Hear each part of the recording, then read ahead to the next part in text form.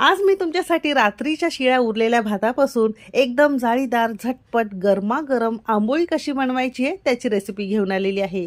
बऱ्याचशा घरांमध्ये सकाळी किंवा रात्री जास्त भात केला जातो, तो उरतो, मग या भाताचं करायचं काय? मग अशा वेळेस हा झटपट आणि गरमागरम पौष्टिक नाश्ता तुम्ही एकदा नक्की करून पहा। अजिबात मेहनत न घेता मिक्सरच्या भांड्यामध्ये हे पीठ तयार केलेलं आहे आणि या पिठापासून फक्त आंबोळ्याच नाही तर इडली, पेपर डोसा किंवा उत्तपम, अप्पे असतील, हे बरेच प्रकार तुम्ही तयार करू शकता।